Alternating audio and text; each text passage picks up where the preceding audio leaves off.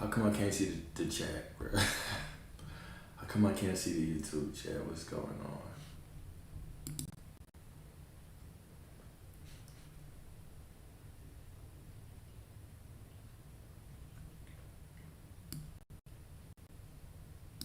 Damn, I can't tell if it's live on YouTube or not. What the hell? I think it was an upgrade. I think it was like a Streamlabs upgrade. So now I'm a little confused. I don't know how I'm gonna see everything. Let me just check to make sure it's actually streaming before I start.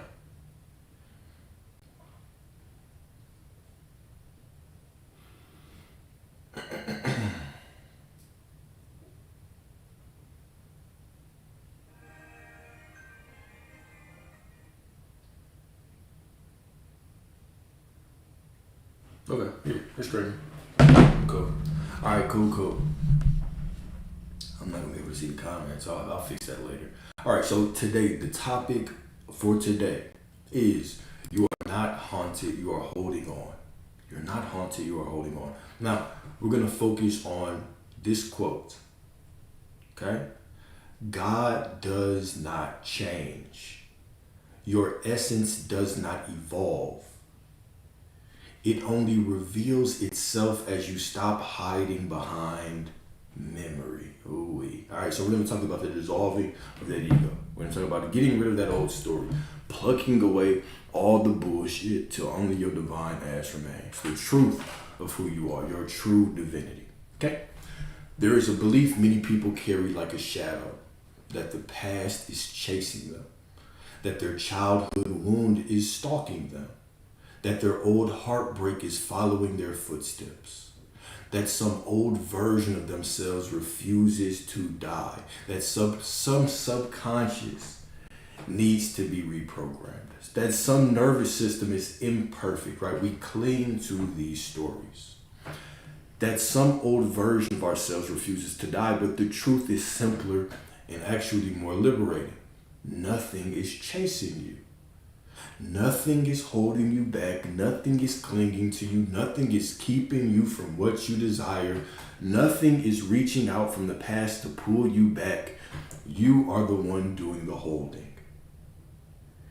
It's not the thing holding us back. It's our story. It's our belief that there is something there that could keep us from God, that could keep us from the desire that's already within us.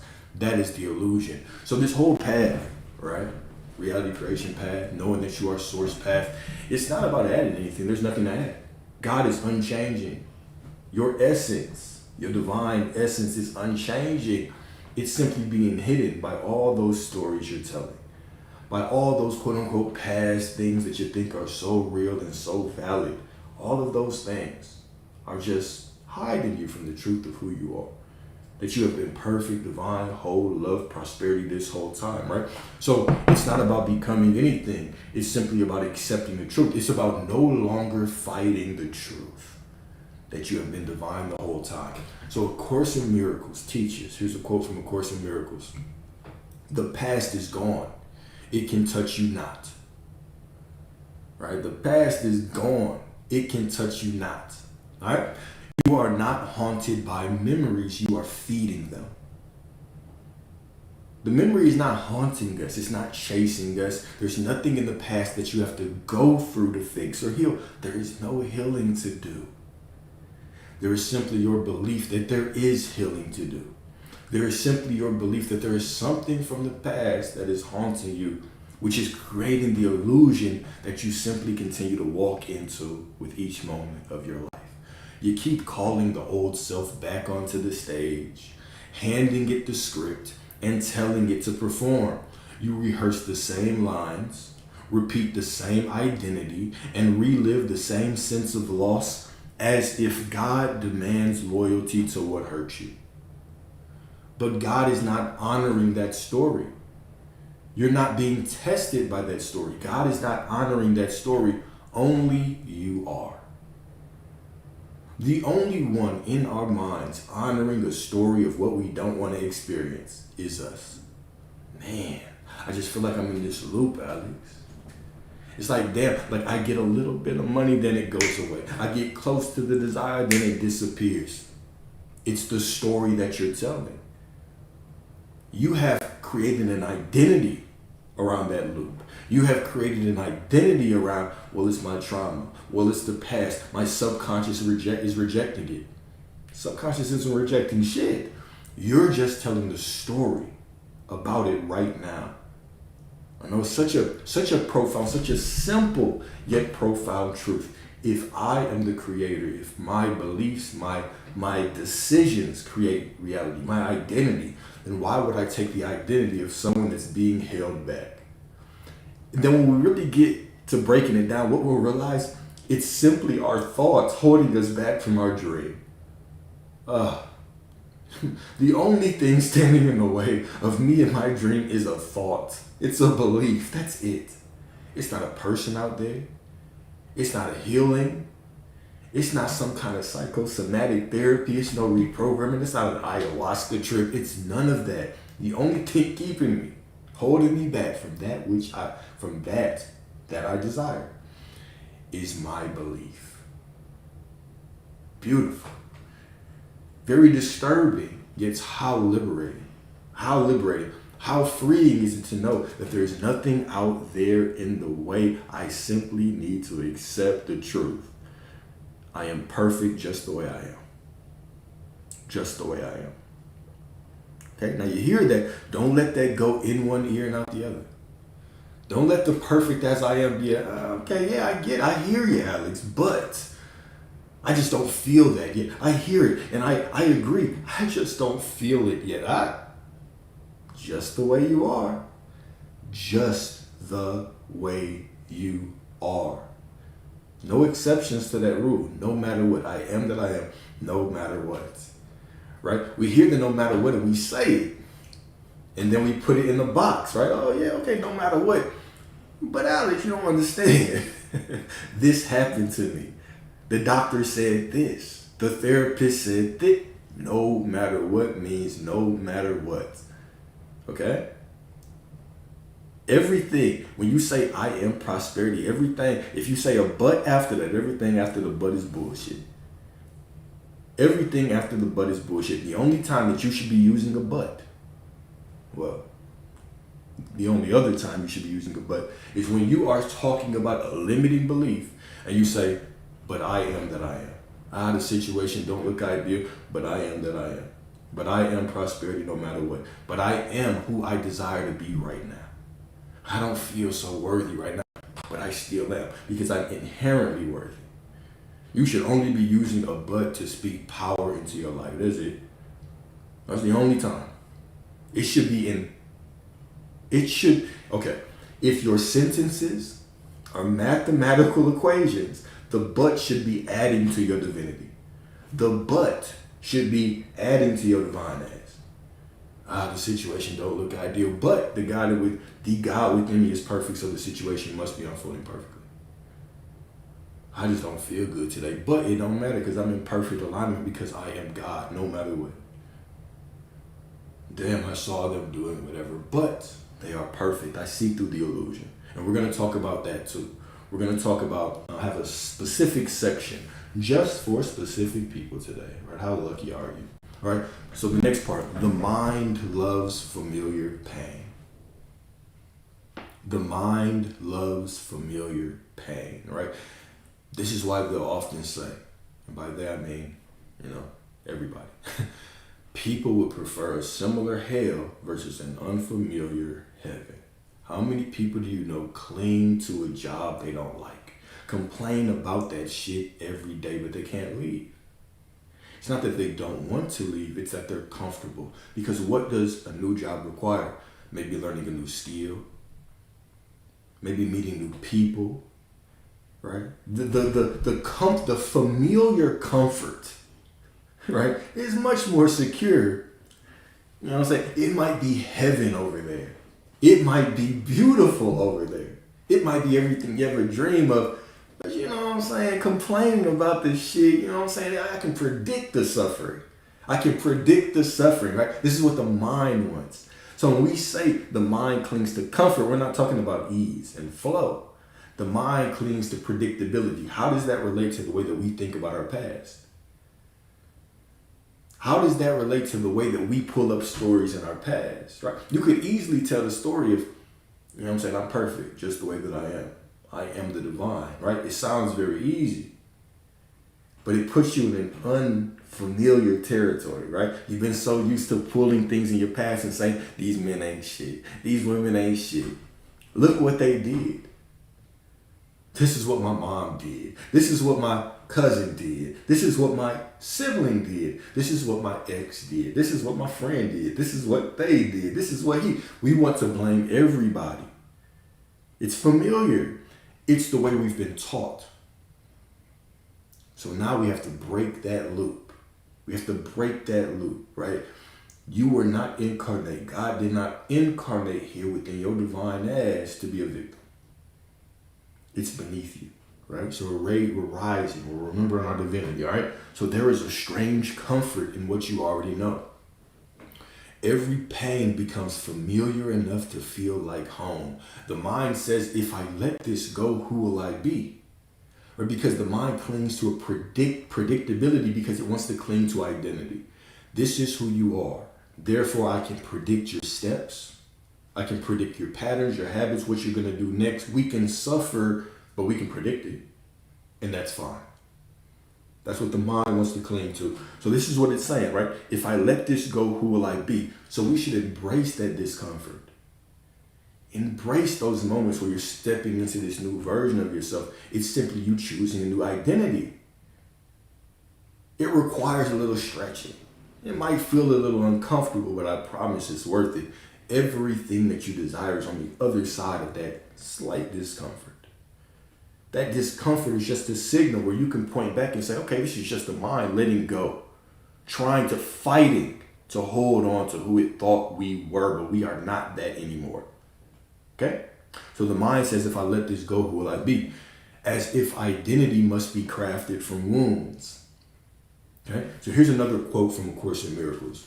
What you remember, it's talking about memory here. What you remember is a shadow across your mind, not a fact of truth. How profound. What you remember, your past, is simply a shadow across your mind. It's one sliver of eternity, one moment within infinity. It is not a fact of truth at all. But Alex, this is what it is. This is what happened. You don't understand. It's not the truth. You're simply standing in an identity right now in this moment and pulling some situation from your memory and saying, look, this is who I am. But that's not who you are. You're infinite. You're divine. But remember, when we say but, the but should be added. But Alex, this is what it is. This is what happened to me, but this is who I am now. You see? We add to the divinity. We add to the divinity. Don't subtract to the divinity. The but should never be a statement of subtraction. Okay? So in other words, the memory is not the past. It is only the interpretation you refuse to release. Okay? It's only the interpretation you refuse to release. Mystics throughout history have said the same. Okay? This is going to be a very, very interesting part right here. Okay? So yesterday we talked about what was called binding, self-binding.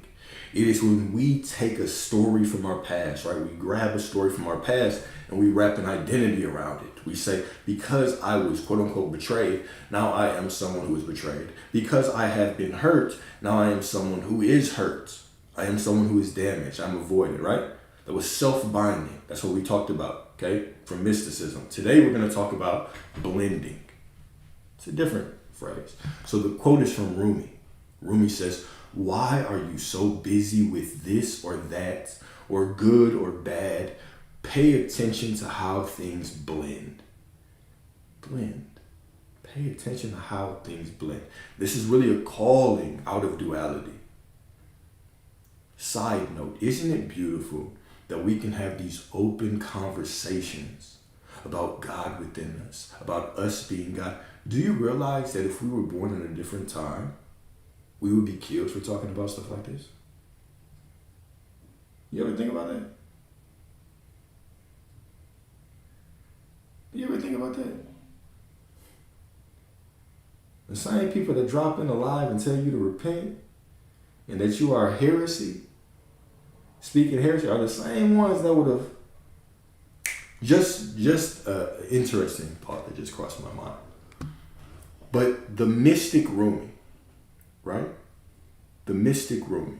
Why are you so busy with this or that or good or bad? Pay attention to how things blend. Blend, what does that mean? All right, so when Rumi asked that question, and I'm going to read it one more time. Why are you so busy with this or that or good or bad? Pay attention to how things blend. He is pointing to the illusion of duality. Duality is an illusion. Good, bad, right, wrong, illusion. It's just a human judgment. And you can tell me, well, no, Alex, there's certain things that should be wrong. And I will tell you that's still your judgment. That's still your belief. That is still your belief. Okay? So he is pointing to the illusion of duality, the constant mental sorting that keeps you trapped in past and future, right? Past and future duality as well. There's only now. Have you ever thought about that? When we think of duality, we usually think of good and bad, right, wrong, those human judgments. Do you understand that past and future are simply thoughts of things that are not here? It's also a duality, okay? So the ego divides everything into categories, judgments, labels, and opposites, then convinces you these divisions are real, good or bad, right or wrong, past or present, success or failure, worthy or unworthy. But spiritual vision sees none of these distractions. They're all distractions. The categorization of life is always going to be a distraction. The only fact is I am that I am, and in this moment right here. Okay? Spiritual vision sees none of these distractions. It sees the seamless flow beneath appearances, the unity beneath contrast, the one reality expressing itself in infinite forms. Even when I argue with you, even if we get into a heated debate right now, right? I would win, by the way. Just letting you know, I would win, right? But let's say we get into a heated debate and we do not agree. Even that is simply two perspectives of the all exploring the boundaries, exploring different perspectives of the all. Exploring different perspectives of the all, that's all it is. Right, wrong, whether I think that you are absolutely wrong and you think I am absolutely wrong, we're both absolutely right.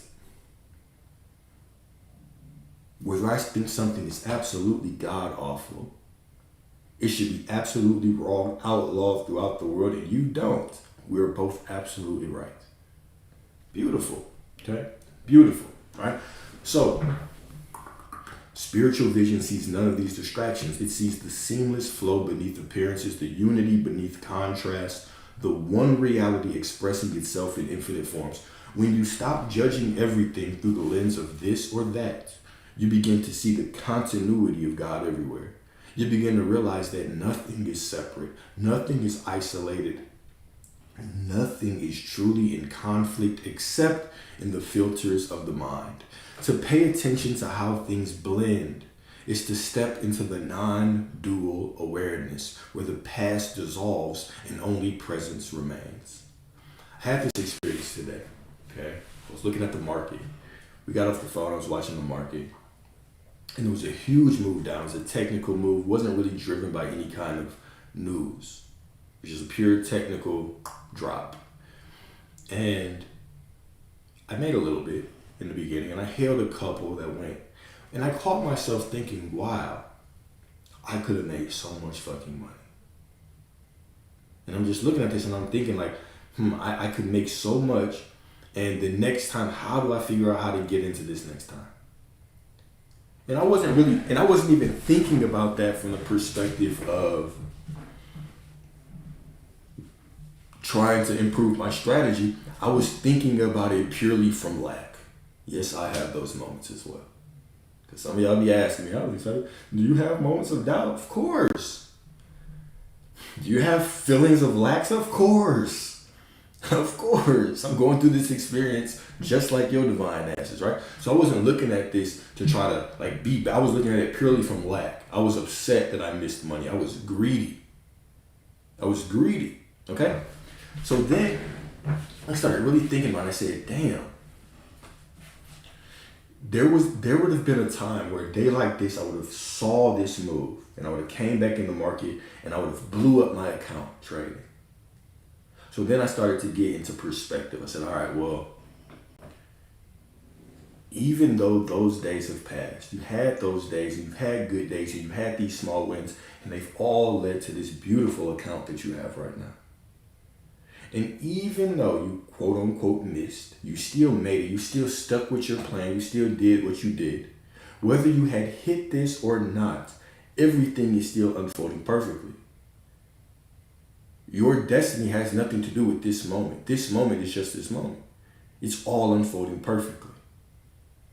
And so it caused me to think, right? Like, whether I had hit it or not, it wasn't going to be my end goal anyway. It's just one sliver, one moment in time. And whether I feel that this moment is good or bad, it's all adding up to the perfect unfolding of my life. Let me put it in a different way. I know some of y'all just want to talk about women and SPs and men, so let's put it in this way, okay? I remember having painful heartbreaks when I was younger and being like, damn, I cannot understand women. And by painful heartbreaks, I mean there was one half of a heartbreak that was kind of painful back in the day. And I remember sitting there and being like, man, I just kind of messed this one up. I don't think I want to do this again. And at that time, I was so convinced that I was not going to be in another relationship again. So convinced. Until I met this goddess. Right? And it felt like every single thing that had hurt me before was just rectified when I met her. Right? All of those things that I looked at as problems, as issues, as fears, became my strengths. I was now able to draw them on strengths. This was the same situation. I was just looking at it from a different perspective. So the point that I'm making is that you're sitting right here in the middle of eternity. What is in front of you, you could judge it as good. You could judge it as bad. Okay? You could. Either way, it is the perfect unfolding to what you desire. So why not simply accept that truth? Why fight against the truth? Some of y'all have people that are dealing with somebody else right now. You have a third party. I'm not trying to trigger you, but some of you are dealing with this. And what you don't understand is that situation is going to be the very thing that strengthens your relationship. That thing is going to be something that you laugh about later on. It's going to be something that it's going to be the turning point that allows you to truly know as a fact, not a feeling, but as a fact that circumstances don't matter. It is going to be the thing that pushes you into your God-tier reality creation stage, where you walk through reality untouched by circumstances, knowing who you are. And I trust all of you get to that point. I see all of you at that point. That is what it comes down to. This is what this non-duality is about. This is what all of this is about, right? When you can take a neutral stance at everything and say everything is for me. Reality is what it is. It looks however it looks is what it is. However it looks, it just is what it is. But I am that I am. Therefore, the situation is who I am. So it's perfect. It's unfolding perfect. I don't care what you tell me. I don't care if you doubt. I don't care if you tell me that it's wrong. I don't care if you tell me I should do something else. You're not God. I am. Your advice isn't God. What I say is God. Do you hear me? This is the level of conviction that I see all of you with. It's the level of conviction I see all of you with. When you know who you are at that capacity and you allow everything to flow from that knowing. Your conviction cuts through time. Your conviction cuts through circumstances. Yep, you are all God. Absolutely. You are all God. All right, so here we go. When you stop judging everything through the lens of this or that, you begin to see the continuity of God everywhere. You begin to realize that nothing is separate, nothing is isolated, nothing is truly in conflict except in the filters of the mind. To pay attention to how things blend, to how everything always unfolds perfectly. You can actually study this in your life.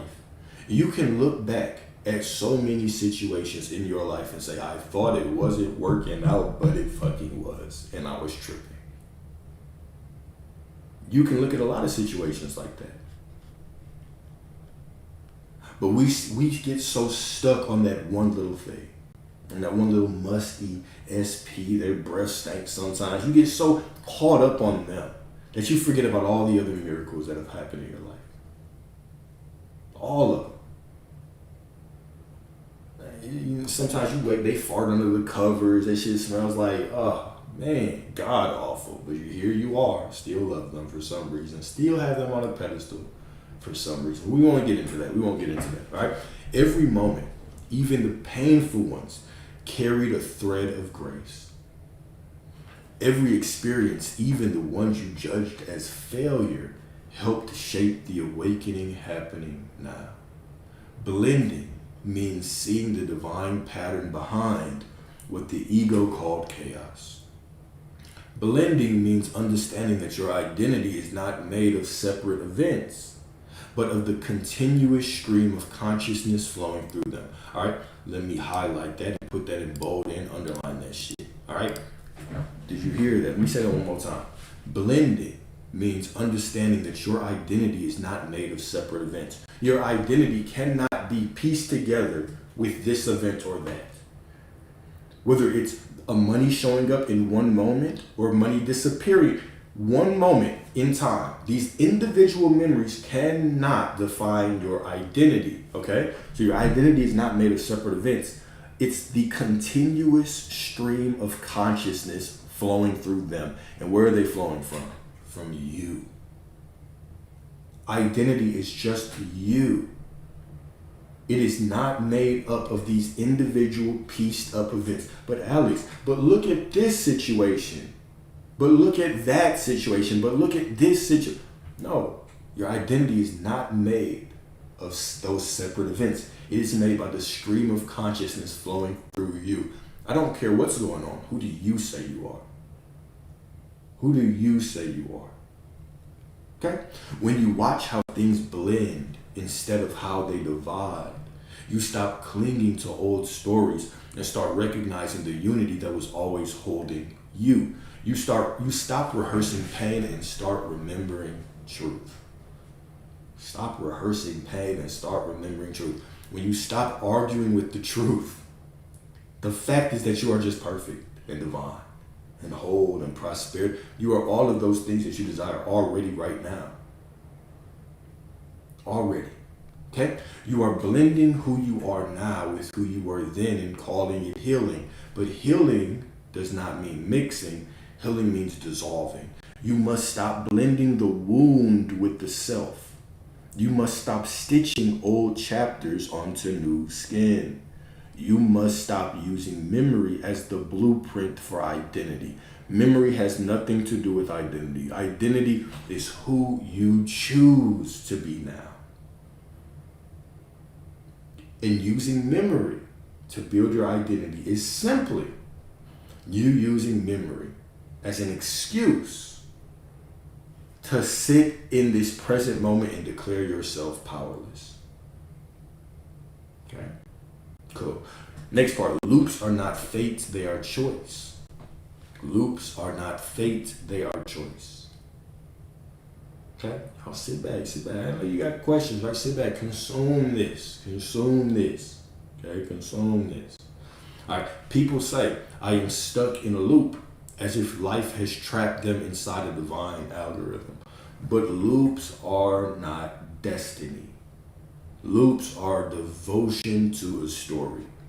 Loops are attention returning to the same familiar story, the same familiar identity, the same old belief. If you trace any loop back to its roots, you will find a story you refuse to stop telling. If you trace any loop, I'm just constantly finding myself in the same situation. That's why. That's why. Ding, ding, ding. That's why. Right there. That is it. Okay? If you trace any loop back to its root, you will find a story you refuse to stop telling. All right. So, a quote from Jesus, right? What did Jesus? I am aware. Yeshua said. He said, "Let the dead bury their dead. Let the dead bury their dead." Remember, there's no death in Scripture. Okay, there's no death in Scripture. So when we're talking about death, we're always talking about an identity death. Death of a former self. Okay? Rebirth of a new self. Here we go. When Jesus said, "Let the dead bury their dead," he was not speaking of physical death. He was pointing to the death of old identities, old stories, old versions of self that no longer carry life. The dead are the thoughts rooted in the past because they don't exist anymore. Get it? They're dead because it's the past. The past doesn't even exist anymore. You're right here, right now. You are in eternity right now. Okay? So the dead are the thoughts rooted in the past. The emotions born of old wounds, the narratives that no longer serve the living truth of who you are. What is the living truth of who you are? Whatever you choose to be right now. Jesus was saying, stop tending to what is already gone. Stop honoring the versions of yourself that no longer breathe. Stop giving energy to stories that have no life in God.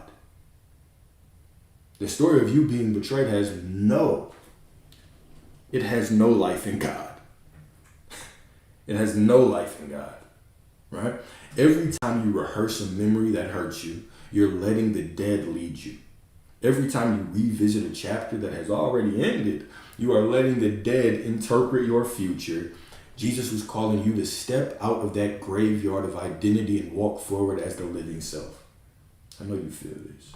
I know you do. All right? Let the dead bury their dead is the metaphysical invitation to release everything that belongs to your former self. Put off the old man. Right? Neville talked about that. Scripture talks about that. The old man, the old self. Let it go. All right? This is the invitation to release everything that belongs to your former self. Old beliefs can bury themselves. Old stories can bury themselves. Old wounds can bury themselves. They decay on their own when you stop resurrecting them with attention. We're going to talk about the resurrection a little bit. Even if it happened 10 minutes ago, even if it happened 10 seconds ago, you are free right now. Your task is not to fix what has died, but to rise into what is alive now. We're going to get into that a little bit. The Christ within you cannot be found in the tomb of what you used to be. It lives in the present moment, untouched by history and untouched by memory. I am lives right here, untouched by your memory. But when you bring your memory into this present moment, saying, "This is who I am," you're just dragging the past with you, as if it's chained to you, but it's not. As if it's chained to you, but it's not. The one who has risen does not negotiate with ghosts. The one who remembers their divinity does not argue with the past. Let the past be. Let the dead stay dead. When you let the dead bury their dead, you walk out of every illusion that has ever tried to define you and step into the truth that was waiting the whole time. Let it go. Even healing is a perspective. That you have some healing journey to go on. That's a perspective. Let the past go and step forward as this new divine, whole, perfect version of you that has been there the whole time. Let it go. Okay? So here we go. A metaphysical instruction, a reminder that what has passed must be allowed to stay past. You cannot resurrect the Christ within you while you are busy resurrecting your old self. Loops in the moment you choose a new identity. Loops in the moment you stop engaging the memory. Loops in the moment you stop investing belief into the version of you who suffered. Right? Time doesn't break loops. Time does not break loops. A choice does. A decision does. A new identity does. Okay? So here we're going to go. Here we go. Next part, the resurrection. Trigger warning. The resurrection is not a miracle. It is a metaphor. Okay, here we go. I'm going to read through this, kind of a long little synopsis. Usually I try to keep them to 1 or 2 paragraphs. This time we did 4. All right, here we go. The resurrection is the spiritual blueprint for every human soul who has ever carried pain, loss, heartbreak, betrayal, or shame. If you have ever dealt with any of those, as we all have, hear this. Okay, hear this. It is the divine reminder that you can be pierced by life without being defined by it. The cross represents every moment the world tried to tell you who you were through suffering.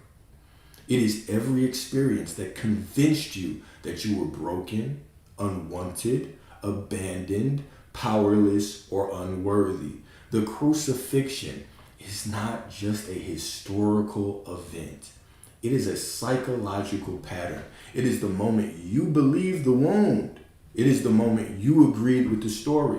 It is the moment you thought the pain had the authority to shape your identity. But the resurrection steps in and shatters that lie. The resurrection says, yes, this is an important part. The resurrection says, yes, the experience happened, but the self behind the experience was never touched. Yes, the experience happened. I do not deny that. The experience happened, but it does not define me. The self behind the experience, the I am behind the experience, was never touched. In metaphysical terms, the resurrection is the remembrance. It's the remembrance that this is bolded, underlined, in italics, all right? Consciousness is primary and experience is secondary. But oftentimes, we try to put experience as primary and consciousness as secondary. Consciousness, primary. Experience, secondary. It is the inner shift from I am the one who suffered to I am the one who cannot be harmed. Jesus, right? I am awareness. Yeshua did not rise to prove a doctrine. He rose to show what happens when identification returns to essence instead of story. This is the miracle that Jesus saw himself as whole and healed and perfect and got his divine ass down. Well, he was taken down, but got his divine ass about that tomb. And we're going to talk about what the tomb means as well. Okay? The resurrection is the soul's greatest truth. That nothing external can define you unless you assign it meaning. When you rise, you're not undoing the crucifixion. Right? I'm not. So this is, even when we think of revision, you're not undoing it. It happened. You're simply choosing who you are right now, and that changes everything. So we're not doing anything to try to manipulate anything out there. We're defining who we are because we only got 20% battery left. We're defining who we are because we are reality. Okay? So in the midst of the experience, exactly. That's it. Point blank period. That is it. When you rise, you're not undoing the crucifixion. You're simply no longer identifying with the one who was crucified. You stop calling the pain me. You stop calling the memory truth. You stop calling the wound your identity. The resurrection is the recognition that your essence remains whole even when your story was shattered. The resurrection also reveals that suffering has no lasting power over the self. Pain may touch the body. Memories may touch the mind. Emotions may surge through the nervous system, but the self you truly are, right, that I am awareness that you truly are, is untouched. It's unchanged, right? It's unscarred, right? It's unblemished. It's unblemished. Jesus rising is the cosmic symbol that nothing real can be threatened. The true self does not bleed. The true self is not wounded. It's not pierced. The true self is not impacted by your past, by any experience. It is only what you decide it is. Okay? When you grasp this, you begin to see that resurrection is the natural state of consciousness when it stops worshiping memory. Every moment you choose truth over pain, presence over past, identity over story, you reenact the resurrection. You die and resurrect 1,000 times before. All right? You rise not because something mystical removes the suffering, not because something magical makes it all vanish, but because you no longer let suffering name you. Finally, the resurrection is the invitation to step completely out of the tomb of who you used to be. It's a trap, right? It's all a tomb. What the therapist told you is a trap. It's a tomb. What the doctor told you, you only got this month, you're pre-diabetic, you got 2 months to live, you're this, you're that. What the kids at school used to call you, what the teacher told you, what everything in this world has named you. It's all a tomb. It's all a prison. All right? So the resurrection is the invitation to step completely out of the tomb of who you used to be. The stone rolled away. Okay? The stone rolled away. Right? We tend to think it might be some geological miracle. Right? It is a symbol of a mind no longer clinging to the story.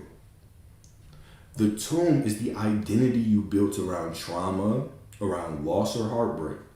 The stone, what is the stone? It is the belief that you cannot move on. It's just too heavy. I've got to chip away at this little by little. I've got to reprogram this, rewire this. I got to do some process because this big ass stone is in the way. All right? Resurrection is the moment you realize both were illusions. You walk out not because the past has changed, right? Nothing in the past changed. The situation is what it is, but I am that I am. You are no longer the crucified one. You are the risen one. The self that remembers its divinity cannot fit back into the grave of its former identity. This is the truth the resurrection shouts across eternity.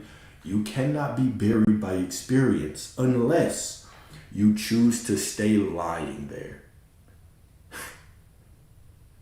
You cannot be buried by experience unless you choose to stay lying there. The Christ mind cannot be held by anything unless the Christ mind decides to be held by something. Okay? Rise, beloved, because the one who suffers is not the one who stands here now. You have already resurrected. Beautiful. Christ consciousness rises, not because the cross didn't hurt, but because the cross never defined the Christ. Your cross could be heartbreak, poverty, betrayal, abandonment, shame, humiliation, trauma, but your resurrection is the moment that you realize this happened to a version of me that no longer exists. The moment you refuse to carry the memory into the present, you rise. You walk out of your own tomb. You become the living proof that nothing can bury the self except your devotion to the story. Nothing can bury the self except for your devotion to the story. So now I become devoted to a new story. I become devoted to the story of prosperity, of love, perfection, of divinity, of the truth. I stop fighting the truth and I become devoted to the truth. I am that I am, right? No matter what. Beautiful, right? I know we're cooking today, right? So letting go, it's not passive. It's not denial. It's not spiritual bypassing. It is the refusal to worship memory over God. In this moment, I meet the fullness of God. I meet the totality of God. In this moment, I'm in direct communion with God. I refuse to worship memory over God. God has given me the gift in this moment. I stand in eternity.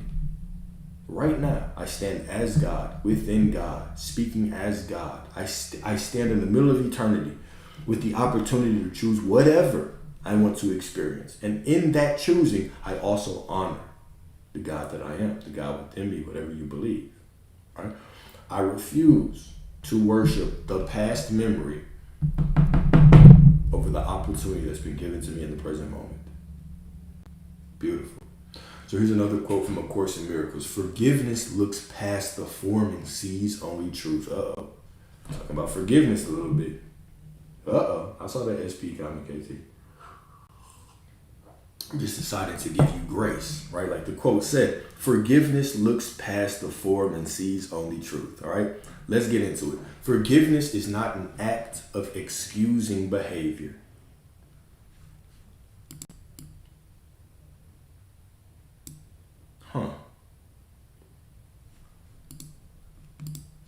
I'm gonna have to fix it, bro. I had an issue with Streamlabs. I'm gonna fix it. I'm gonna get it fixed. That's my bad.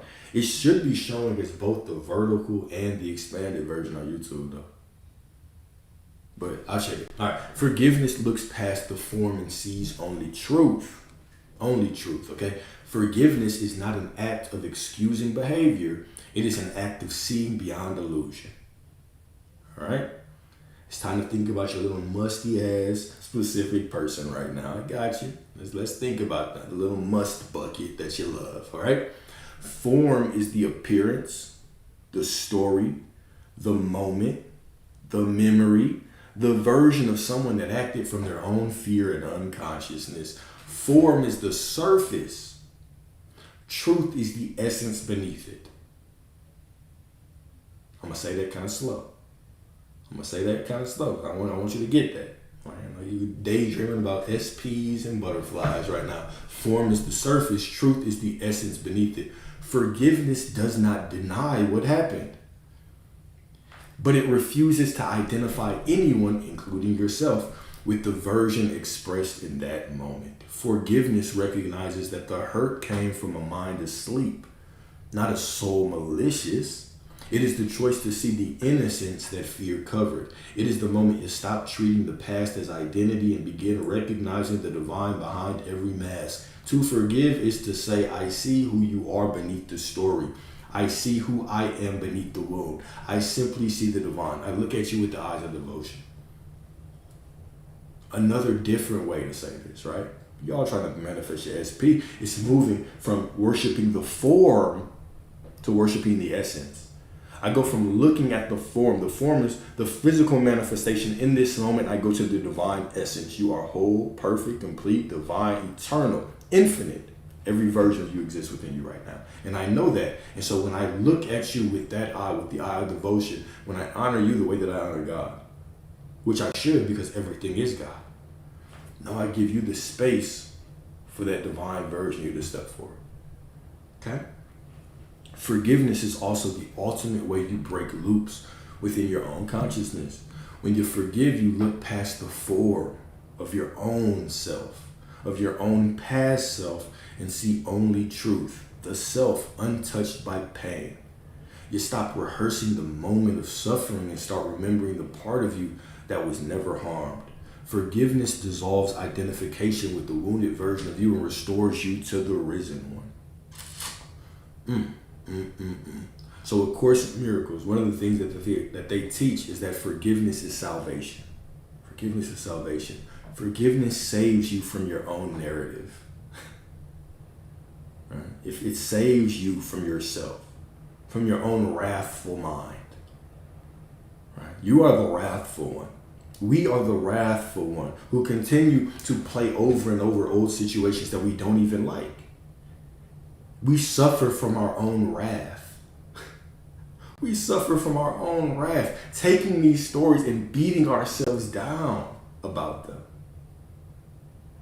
Instead, step into love. Perfect love casts out fear. You can release that story. Step into the perfect love. Love yourself in this moment. Look at yourself through the eyes of devotion. Forgive yourself. Okay? So it ends, right? It ends the story you keep reliving by seeing that none of it ever changed your true nature. When you look past the form, you stop worshiping the illusion. When you see only truth, you return to God. Beautiful. Forgiveness is never about other people. Okay? It is the moment we stop believing the past is real and we go to the truth in this present moment. Okay? Next part. You are not becoming someone new. You are finally dropping who you are not. Okay? You are not becoming someone new. You are finally dropping who you are not. Okay? You're releasing all of the illusions that says you are unworthy. All the illusion that says you were broke. All the illusion that says you were betrayed. or hurt. We're letting go of the past. I'm not denying that it wasn't a real experience. It was a very real experience. It was a very real experience. Okay? But you're realer. But you're the realest in the room. You know what I'm saying? If I hold my breath. You feel me? So you think you are evolving. You are not. You're shedding. You're removing layers of false identity. Releasing versions that never belonged to you. You're dropping the stories the world placed on you. You are recognizing the self beneath the illusion. So this goes back to that divine quote that we talked about in the beginning. God does not change. Your essence does not evolve. I don't care how much work you do. Your essence, your nature as God does not evolve. It only reveals as you. It only reveals as you stop hiding behind memory. It's not, the process isn't about becoming anything new. You can't become what you already are. You already are perfection. It's about releasing all of those limiting beliefs that tell you that you're anything less than divine and perfect and whole and complete and worthy and prosperity right now. It's about getting rid of that bullshit until only your divine ass remains. Okay? So this is why, of Course in Miracles, what does it say? This is a beautiful one. The self you made is not the Son of God. Ooh, that's a bar. The self that you made, the version of you that the ego made is not the Son of God. Everything that you created from trauma, fear, shame, guilt, and memory was never you. It was never the truth of you. It was never the truth of you.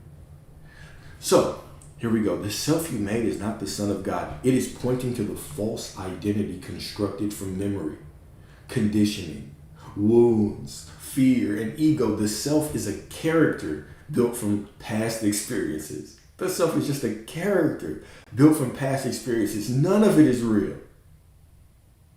None of it is real.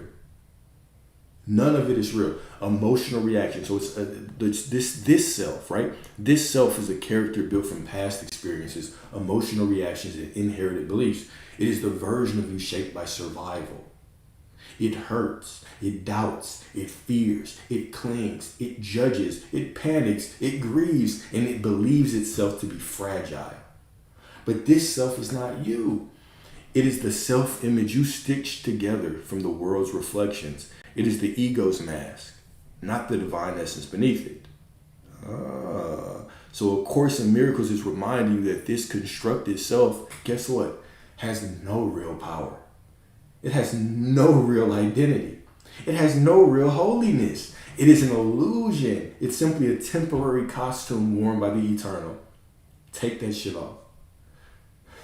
Take that shit off right now and remember who you are. You are whatever you decide to be. The past is not you. It's just a temporary outfit that you wore for one moment. Identity cannot be defined by one moment or these little separate moments. Identity is what you decide right now within eternity. In this moment, this is all you have. Okay? The Son of God, the real you. You are the Son of God. You are God in expression. The Son of God simply is a metaphor that represents what? The manifested image of the divine. God is pure spirit. The Son of God is simply the manifestation of this spirit as you. You are the Son of God. Okay? So the Son of God, the real you, is the self that cannot be harmed, diminished, broken, or defined by anything that has ever happened. God is infinite. How could you, if you are infinite, you are God, how could you be defined by one moment? You can't, you're infinite, right? So this is the self that never changes, never fears, never collapses under pressure, never collapses under circumstances. It doesn't even know what folding means. The ego's the lawn chair. That motherfucker folds. The true self is untouched. It's untouched by circumstance, untouched by your emotions, untouched by your fears, untouched by your doubts, simply looking to be directed by who do you say that you are. Beautiful. All right? It is the self that existed before the story and the self that will exist after the story dissolves. It is the whole. It is whole even when the ego feels shattered. It is abundant even when the world says lack. It is loved even when memory says unworthy. To realize this is to understand resurrection consciousness. Every time you drop the self you made, you return to the self God created. Every time you stop identifying with the version shaped by pain, you return to the one shaped by truth. The false self dies. The divine self rises. This is salvation.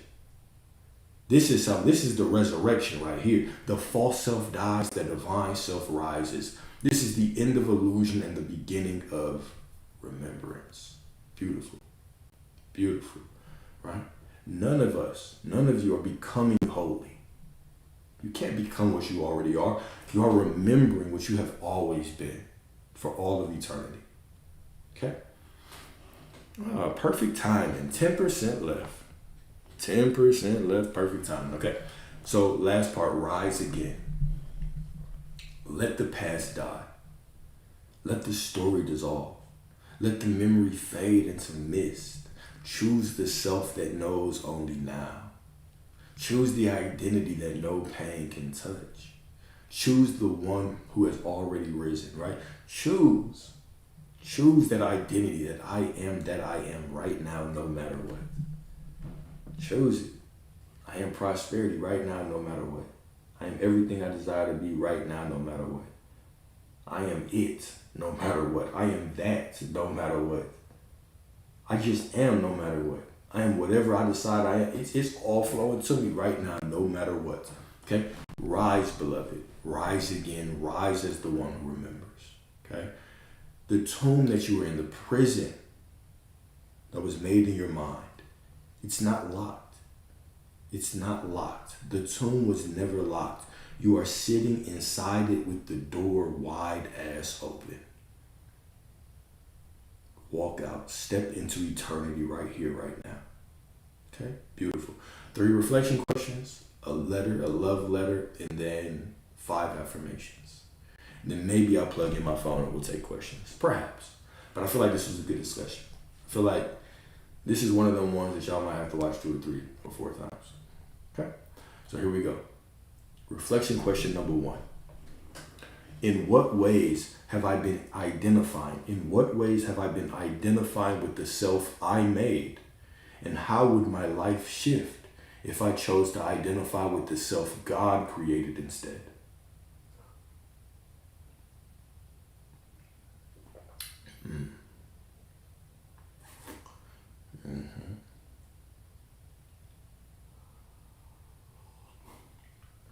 In what ways have you been identifying with the self you made?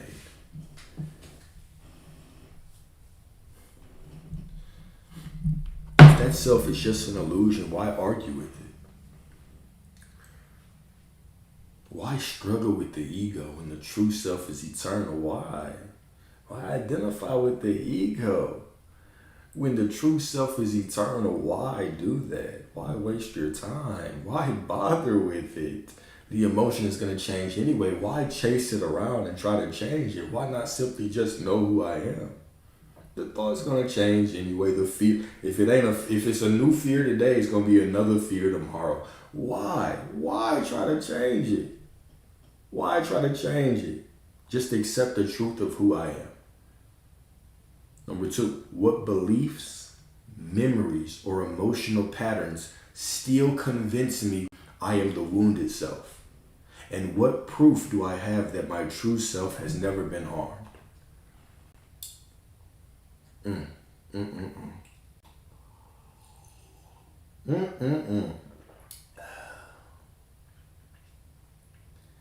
Okay, number three. Appreciate y'all. If the self I made is not the Son of God, if the self I made is not the Son of God, then who am I really beneath every story, reaction, fear, and past identity I have ever held?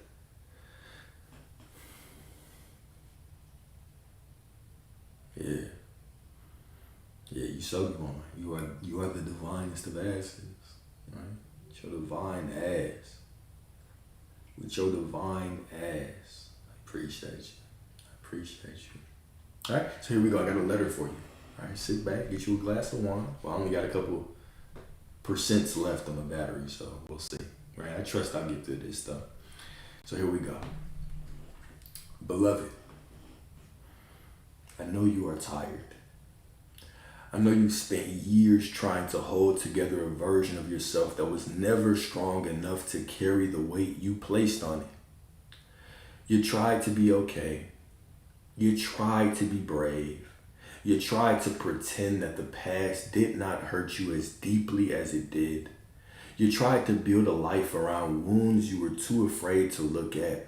I see how long you've carried the self you made, the one shaped by fear and abandonment, by misunderstanding, by moments you never deserved. And I want you to know this. You are allowed to put that version down now. You do not have to be the one who suffered anymore. You don't have to tell that story anymore. I am writing to remind you that the one who was wounded is not the one who stands here reading this. That version of you, the one who cried alone, who felt unseen, who tried so hard to be enough, who carried shame that was never hers or his. She is not the Son of God. She is a story, a moment, an interpretation wrapped around a tender heart. He was an echo of fear, not the truth of who you are. And he is allowed to rest now. You do not need to resurrect him every morning. I know it feels like letting go of her means letting go of your identity. I know it feels like betrayal, but listen to me gently. You cannot betray what was never truly you. You're not abandoning her, okay? You are releasing her. You're giving her the freedom she never had. She doesn't need to keep living through your choices. She doesn't need to keep steering your steps. You do not need to keep protecting her. She is already held in God and already safe. You, the real you, the one God created, has been waiting behind the curtain of all those memories. You've been whispering through the cracks. You've been calling yourself home without even realizing it. You've been rising every time you thought you were breaking. You have been resurrecting every time you forgave yourself for stumbling. You have been awakening in the middle of the pain. You have always been remembering someone new and eternal. And yes, I know it hurts to shed the old skin. I know it aches to watch the false self dissolve. The ego calls it death because it does not understand resurrection. The soul calls it birth because it always knew this day would come. I ain't never heard that in a sermon, right? The tears you feel rising now are not grief, but resurrection. The sounds of chains falling off. The waters that wash the old self into the arms of God. The waters that wash the old self into the arms of God. I know you hear that shit, okay? You are the self God created. The one who cannot be harmed. The one who cannot be diminished. The one who cannot be defined by the world. The one who shines even when memory says you are broken. The one who rises every time illusion tries to bury you. So breathe, beloved. Breathe and let this truth sink all the way into the places you never let anyone see. You are free. You are whole. You are holy. You are not who you were, and you will never be that again. Walk into your life as the one who remembers. Walk as the Son of God. Walk as the truth behind every tear you have ever shed. Walk as the resurrection taking its first full breath. I am with you. I am you. I have always been waiting to meet you here with a love large enough to hold your entire becoming, right? I am that I am, right? No matter what. Your divine ass. Okay, let me see how much battery I got left before we start this. Oh, we at 5%. Look at that. God is good. 5%. All right, 5%, that's 1% for each affirmation. We got 5 affirmations. So remember, When I say these, you're not trying to become these. How can you become what you already are? You are remembering what you have always been. This is just the truth. These are just facts. You're not trying to be these, trying to feel. I don't care if you feel them or not. They're just facts. When you start to simply accept your divinity as a fact, I'm not trying to believe anything. It's just a fact. I am God. It's all working out for me. I am prosperity. It's just a fact. It's just a fact. If I'm breathing, I am prosperity. All right, so here we go. I release the self I made, and I rise as the self God created.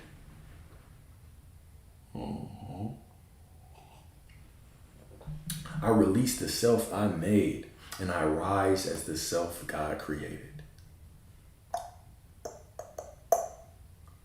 Number 2, nothing from my past defines me. I am born again in every moment.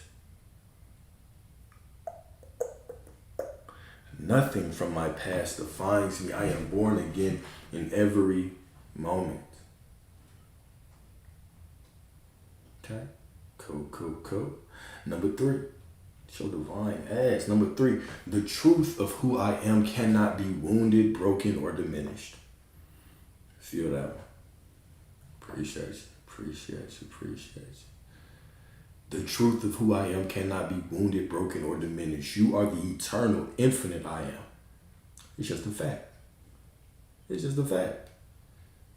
Don't think you are. Know you are. Simply accept the truth. Just accept the truth of who you are. This is just the truth of who you are. You are divine. You are God. You are eternal. You are prosperity. You are whole. You are healthy. You are healed. You are complete. You are prosperity. Walking around. Right? You are the universe with a name. You're in the universe. You are the universe walking around pretending that you are flesh and bones and blood just to have the divine experience of experiencing yourself. Okay. Number 4, I let the dead bury their dead, and I walk forward as the risen one.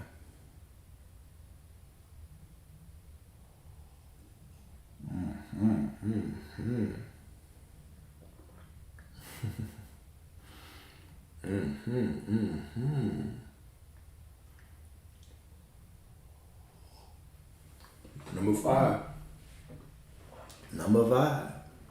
I remember my holiness, my wholeness, and my identity in God, and I choose it now. Break that one down. I let the dead bury the dead. It means the past does not exist anymore. The past is gone. It's just a thought now. It's a memory. Yeah, sure. It was a real experience, but it doesn't define me. Right? I don't bring the dead back to life to try to define me. One moment in time cannot define the infiniteness, the vastness, the I amness, right? The divineness, the divinity that you are, that I am. Right? I can't bring, one moment can't define me, but that's often what we try to do. We try to bring one past moment and say, but look, I was betrayed. That's not you. Just slap that shit out your goddamn hand. Shut your ass up. That's not you. Who do you say you are right now? That situation doesn't define you. You are simply sitting in the present moment, putting on the identity of someone that's been betrayed and using one moment to define you, as if the infinite could be defined by one moment. It's a ridiculous concept when I think of it that way. Could you define the infinite God in one moment? Absolutely not. It is infinite. The spirit is infinite. The vastness, it's the fabric of reality itself. But we will try to take one moment and define ourselves with it when that moment doesn't even exist anymore. It's gone. All that exists is right now. Right? So that's what I mean when I say let the dead bury their dead. Let the past stay in the past. I walk forward as the risen one. Right? When we take the past and we bring it and we try to define ourselves with it, we're crucifying ourselves to that situation. But we resurrect by seeing ourselves as whole, healthy, complete, and healed right now. The resurrection. Right? Every moment is an opportunity for us to resurrect. The experience happened. We're not denying the experience, but the experience can't define me. I am that I am, right? No matter what. Okay? And then last but not least, right? I remember my holiness, my wholeness, and my identity in God, as God. I remember my holiness, my wholeness, and my identity as God, and I choose it now. Now, right? I am that I am. No matter what. Okay? Because I'm feeling generous, let me plug in my phone. I got you. If y'all got questions, let's talk.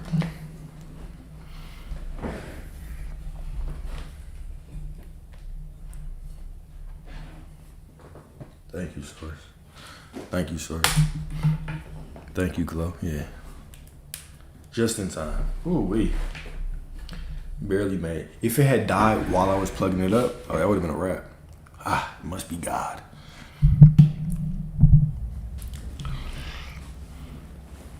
Appreciate y'all, man. Remember, all these discussions are always on YouTube, right? So you can go onto YouTube. You can, right as I look up, I called myself. I was like, I know somebody finna call me out on that. I appreciate y'all. My uncle's cool. He should be discharged tomorrow. He'll be in a rehab facility for a while. So we're gonna have to move him to a rehab. Well, he should be once the insurance clears. But he should be in a rehab facility soon, tomorrow. So he'll probably be there for a while though. The YouTube is in the bio. It's just Alexander Dwayne. It's the same name. But it's there's a link tree in the bio. If you hit that link tree, everything is in there.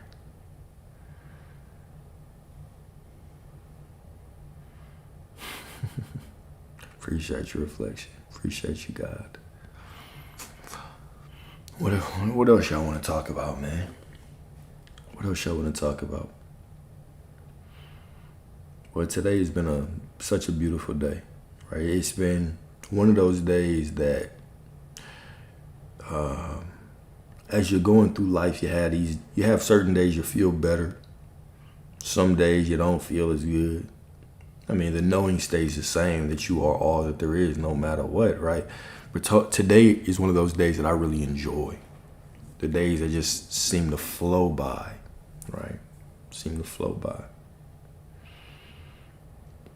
I love when y'all give each other advice in the comments. I love that shit. Really, once I start seeing y'all do that, I'm always like, all right, let me stay on for a little while. So everybody can commune with each other. That's what we're here to do, right? We all in this journey together. We're all remembering together. But really, even that thing, when I stopped in the middle of the discussion and I said, like, man, it's beautiful. It's even a blessing that we can talk about this, right? Because there have been certain times in history where somebody walk in to a discussion like this and everybody in this motherfucker getting offed. Everybody is getting offed, right? Simply by liberating yourself and going to the truth that God is everything, so God must be me, right? Just that would have got you offed, right? Which is the story of Jesus himself, right? One of the most famous mystics of all time.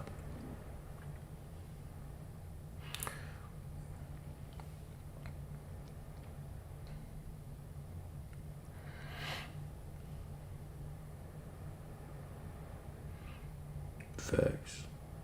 Meaningful, beautiful, divine connections, divine conversations, divine interactions, right? I love it. Love it, love it, love it.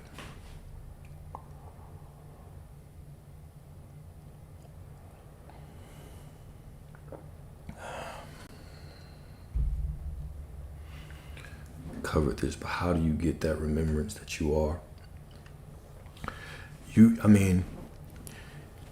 You already know it, right? You know that you're God. That's the remembrance in itself, right?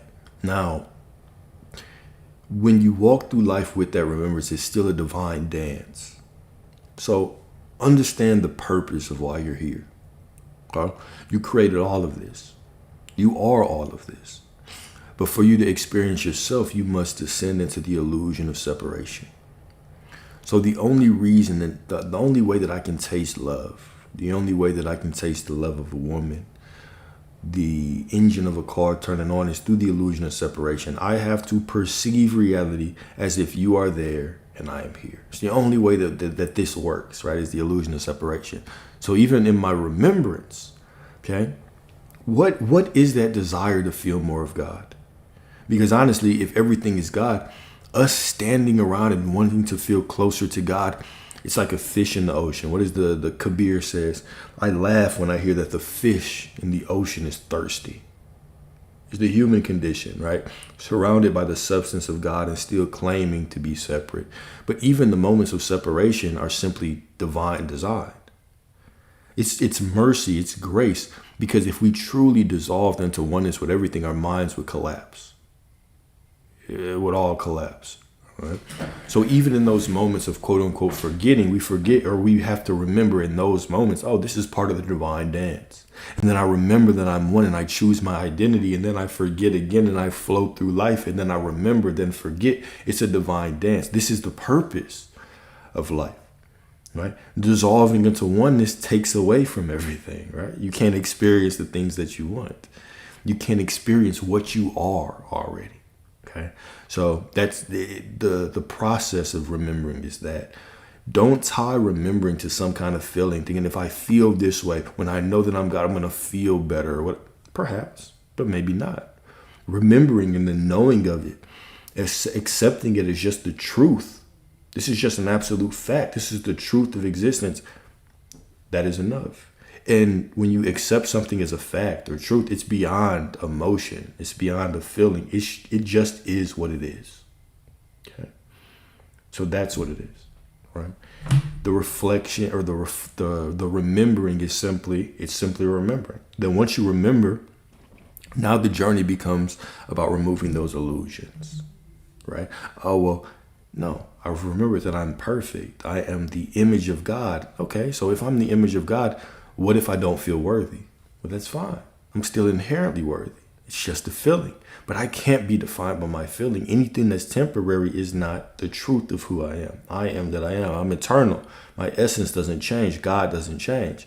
It's only hidden by the ego's need to cling to identity. So even saying, oh, I just don't feel worthy. I don't feel like I remember today. It's fine.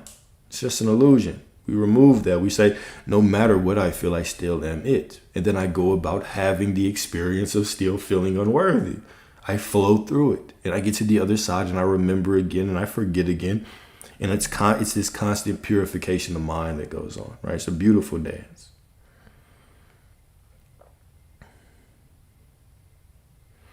To forget is to remember, because if you forgot... To forget is to remember. Because if you forget, how would you remember?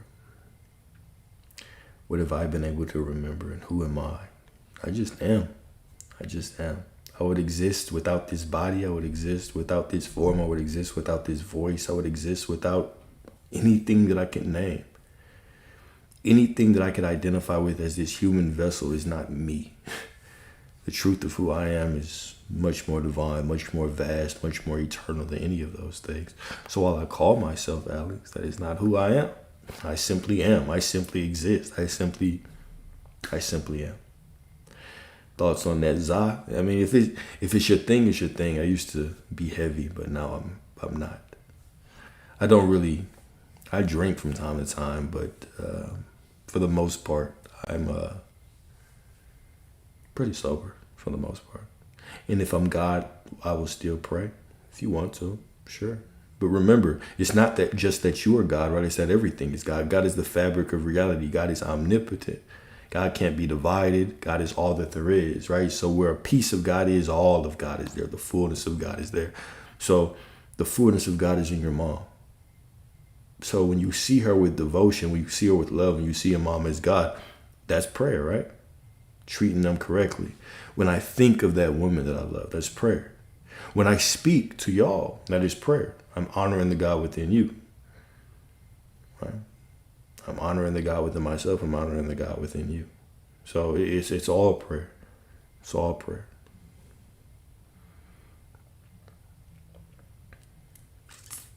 Do I believe in meditation? Yeah. I believe in meditation. I believe in meditation. I don't believe in meditation to get anything, but I don't believe in doing anything to get anything. I believe that me trying to meditate just for the purpose of trying to get closer to God is me believing in the illusion of separation. I meditate because it makes me feel good. Same way I work out because it makes me feel good. And I like to look good when I take my shirt off in front of your woman, right? Not in front of your woman. But if you were talking shit, then yes, in front of your woman, right?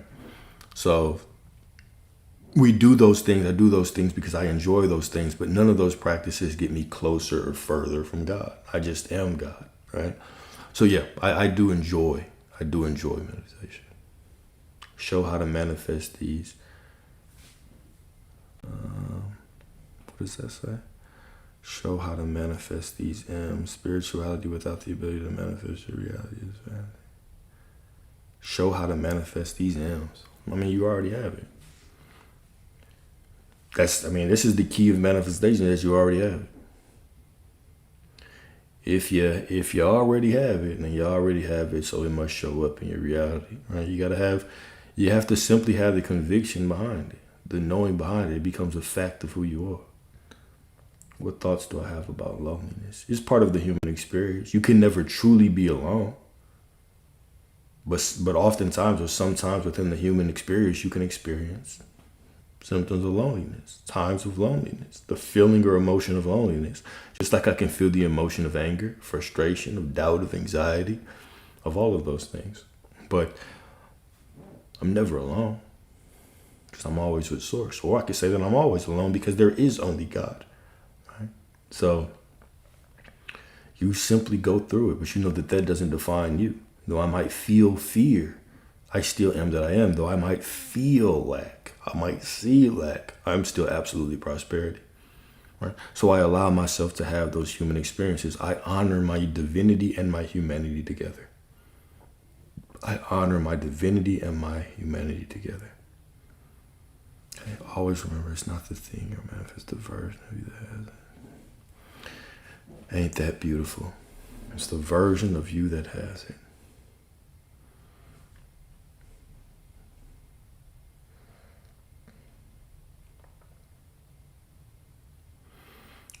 The paradox. What is the paradox with that, right? It's that you are all versions. You are all versions that have everything already right now. There's nothing to do. There's nothing to do. I love you, KT. I appreciate you. So I don't believe. No. I believe in revision.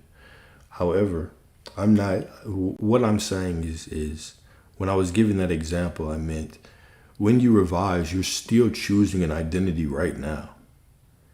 And that identity right now changes everything, right? So who I am right now doesn't just change the future. It changes the past and the future. There is no past. There is no future. There's only now. And now stretches out into infinity in all directions.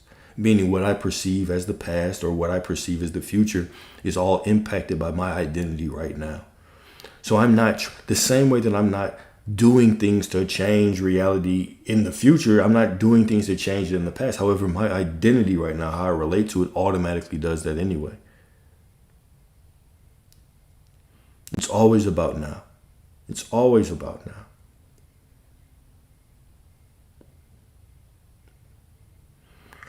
So why and how are we here, in your opinion? To be God, to express God. That's it. What else is there? To express God. To be God. To be God, to express God. That's why you're doing it. And then was it recorded? It was recorded. I haven't posted though. It wasn't posted. Coach, I appreciate you. I appreciate you. Thank you for being here. I probably won't post the one from this morning though. I might, but I probably won't.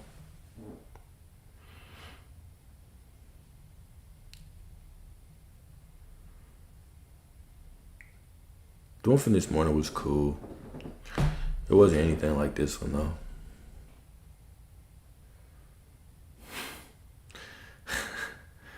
Yo, don't call me out like that. I just don't feel like it. Okay, fine. I mean, I might post it, but I was just being very non-committal. Cause I ain't gonna lie. When it comes to content, I'm about minimal effort. going online and downloading it and renaming it and putting it back in YouTube and waiting for it to reload and making it all day. It's just, I'm minimal. That's why I like live. That's why I like live streams. Because I just hit play and I talk. And that's it. I don't have to worry about editing or anything like that.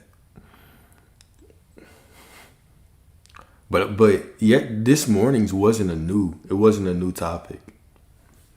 We've done that topic before. Matter of fact, the one that we did yesterday, delay is only a state, not never a fact. I think we did that one like maybe 6-7 days ago. So it's already on YouTube. I've already went through that document on YouTube. And this one, I didn't even go through the whole document this morning. I didn't go through the whole document anyway. I only went through half of it.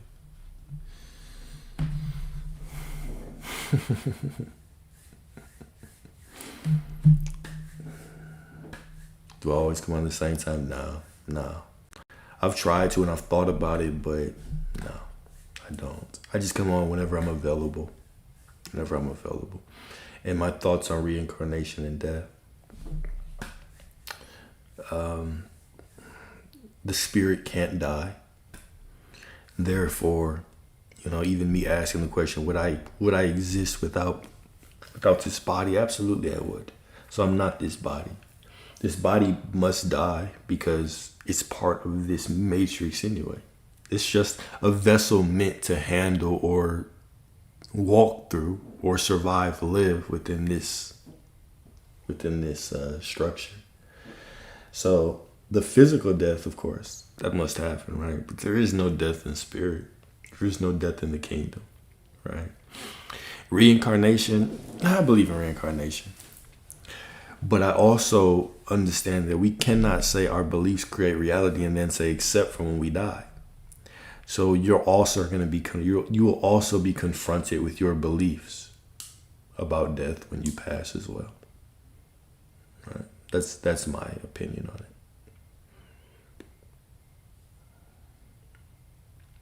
What does it say in Maria? It says time is our greatest asset. Time is our greatest asset. That's what it says on the wrist. Appreciate you, RD. Time is our greatest asset.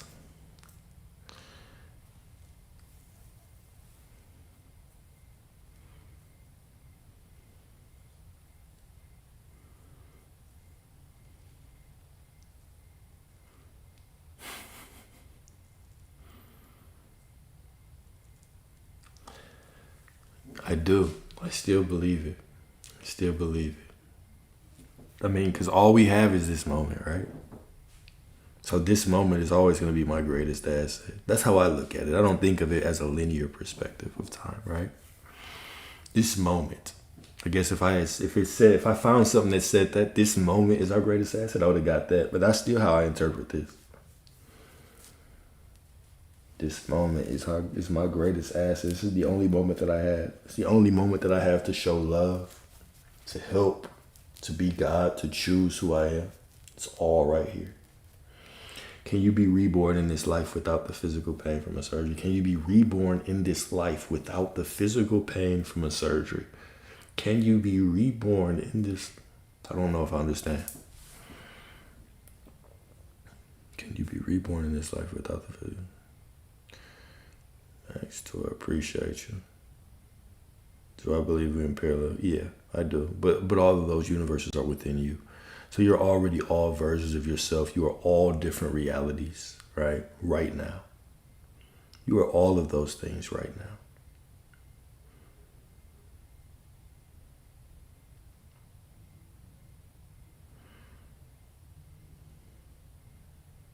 Had a 14 vertebrae spinal fusion. Constant pain.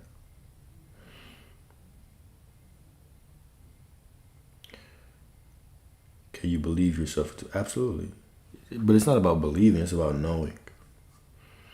Belief is for kids, right? We know. You simply know who you are. You know who you are. The situation is the situation. The experience is the experience, but you are what you are, right? You are who you decide that you are, right? Which is a very important question. Highly recommend you to look up the placebo effect. Placebo. Placebo, the placebo effect. If I could, I appreciate you. Thank you. Thought on 1,000 on the dial, yeah. I mean, I'm a firm believer in it. I quote it in a lot of the discussions that we have. We quote the Tao, quote from Taoism, all that. So, yeah. I mean, I'm always going to be a firm believer in anything that is centered in mysticism, right? Anything that's centered in a personal knowing that God is within you, that you are God. I'll always be drawn to that type of belief. But then, I mean, I could say that about Christianity. Because from my perspective, right, you know how I feel about Christianity. But from my perspective, even that is meant to be centered in oneness. I truly believe that the teachings of Jesus, even if you just strip out and you go to the teachings of Jesus, right? And I know that even me saying Jesus said is a concession, right? Because did Jesus really say them words? Who knows, right? Those things were written way after he was gone, right? I can barely remember what the fuck I said in our discussion this morning, right? So are those direct quotes? Who knows? But if you really just even took those things and you narrowed it down, Jesus was rooted in mysticism. He was just telling you that you are God. He just had to speak in parables because it's very difficult. Like if you walk up to somebody who has been indoctrinated right now, if you walk up to somebody indoctrinated that believes God is out there, you just walk up and say, hey, you're God. They'd be like, okay, you're crazy. Hey, you're crazy. So you have to speak in parables to lead people down that path. That's it. So what you'll find is the mystics always speak in parables. They always speak like that because that's how the human mind can take it.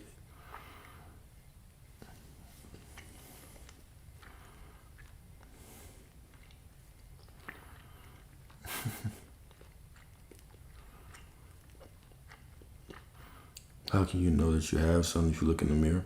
Because you're not basing your knowing of what you have on what's out there. You're always going to feel like you're lying if you base your identity on what you see out there. That's why most people stay trapped, because they've been trained and programmed so long to base who they are on what they see. I could have went through a woman leaving me. Does that mean I'm somebody who is always left? No. I'm going to identify with that. What is the truth? The truth, I identify with the truth of who I am based on me being God. Based on God being within me. Being me walking around with the fullness of God within me. I'm never alone. I've never been betrayed. I've always been supported. So it's not about me looking out there and being like, oh, I got to say something. And I can't believe it because I can't see it. No, I'm speaking my identity. I'm speaking my identity. Then reality follows. Why can I say I'm abundant when nothing proves that outside? The same thing that I just said. You're God, so your nature is abundance. You're basing your identity on the external reality instead of the truth of who you are. This is about remembrance, right? So when most people get into this manifestation thing, they go into the whole act as if and pretend and belief like little kids, right? Playing make-believe, dressing up like Power Rangers and shit. Let me pretend that I'm a millionaire. I only have $3 in my bank account. But Alex, how do I go out and pretend I'm a millionaire when I only have $3? Don't do that shit. Like, what kind of advice is be irresponsible to get more money? Go blow your money. Go be fucking broke even more so you can be a millionaire. That makes no sense. You simply start to speak your identity. You go to the truth. You stop basing your identity on things out there and you change your identity to the truth. Because I am God, I just am prosperity. But what if the bank account don't look like that? It doesn't matter. I am prosperity. And when I accept the truth of who I am, now reality follows, because reality is just me. I'm not walking around whispering. Okay, what is the difference Okay, what is the difference between you shouting prayers to the sky, to a God that you believe is far away, to a Santa Claus God in the sky that might listen to you if you beg hard enough, right? What is the difference between you doing that and you yelling affirmations at reality, hoping that if you say the right affirmation and it's specific enough, reality will change? Now, if you really start thinking about it, you're the same type of psychopath. Y'all are both insane. You're both hoping and wishing and thinking something will happen, just hoping some shit will happen. It's the exact same shit. Begging something in the sky to help me. Begging reality to, it's the exact same thing. And that's the path that most people go down. They're like, well, Alex, I can't say that I'm prosperity because I don't see it out there. You are prosperity. Stop fighting the truth of who you are. You're playing tug of war with reality. You're playing you just are. That's just your birthright. You've been prosperity this whole time. You've just been arguing with the truth. You've just been playing make-believe with reality. Right? So we go from, oh yeah, I understand that God is within me. Do you? Well, if you did truly accept that, then how could you sit here and tell me that you're not prosperity and not abundant? Because you're still misplacing God. You think, okay, God is you. And the desire to have more money or have more abundance, however you define abundance or prosperity, swells up within you. Where exactly do you believe that desire comes from? If God is within you and the desire comes from within you, because a lot of your desires you didn't think about. You didn't sit there and conjure them up. A lot of you want specific people. When you saw them, you didn't say, oh, one day I'm going to be trying to manifest them. One day this is going to be my specific person. They just showed up. Why? Where did it come from? I'm not saying that God wants you to be with that musty ass person, right? What I'm saying is that desire is simply the fact. It's simply the evidence that it already exists within you. Right? God has no need for that person or that car or that money. Right? It's just our physical translation of the desire. But where does the actual desire come from? So who are you affirming to?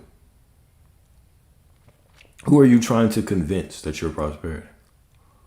When you say, well, the external reality just doesn't look right when I'm saying, what exactly are you trying to do? What process are you actually doing? How does that make sense to you? God is within you.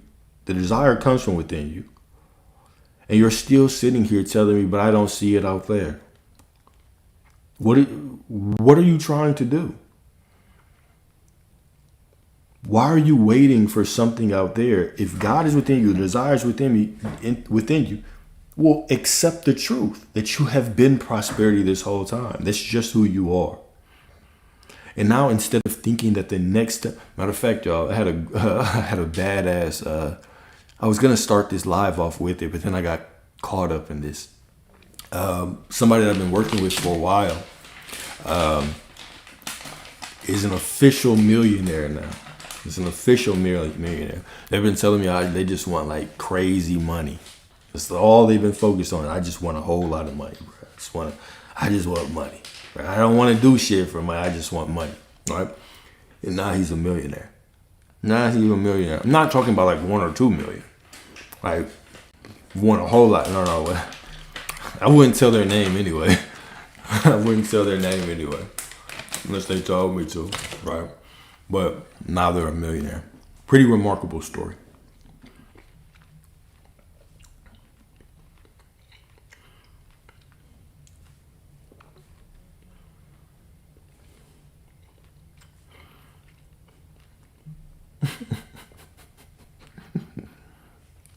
I'm going to tell you the same shit I'm going to tell you on this live stream. I'm going to tell you the same shit I'm going to tell you on this live stream.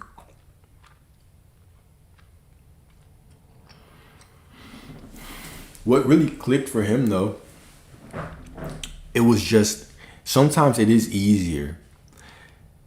And I've had some interesting debates on certain posts that I've made because I talk about just choose. And people be like, Well, no, what you're saying is just, you know what I'm saying? It might be good for you, but it doesn't work for most people. We need the affirmations and things to climb up. Sometimes the easiest people to work with are the people who have just gotten into this. They're not bogged down with the control their emotions and control their thoughts. Some of the best advice or the best way that, and this is, he came into this realization too. It's, if I just didn't know any of the shit I knew about manifestation, if I didn't know about vibration, alignment, and frequency, or trying to control thoughts or emotions, if all I did was just exist, and the only thing that I changed was I simply started knowing that I was God, and all of my desires were already promised to me, that would be it. Like, that would be it. I'm like, absolutely. It is it. Because even some people, right? And I had this issue for a while, which is why it's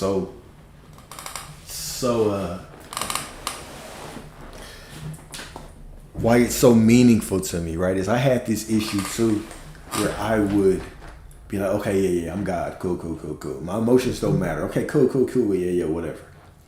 Then I would catch myself in an emotional moment, and I would be like, should I feel it? Okay, I'm just gonna feel it.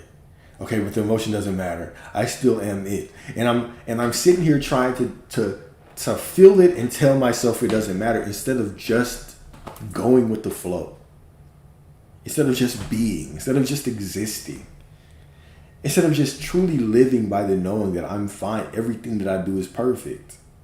I'm sitting here trying to add extra processes to everything and confusing myself. Did I do it right? Did I do this shit right? Do I have to do it? That shit was a nightmare, man. That shit was a nightmare. So once we get to the point where we just let go of all of that, now everything can become much more beautiful.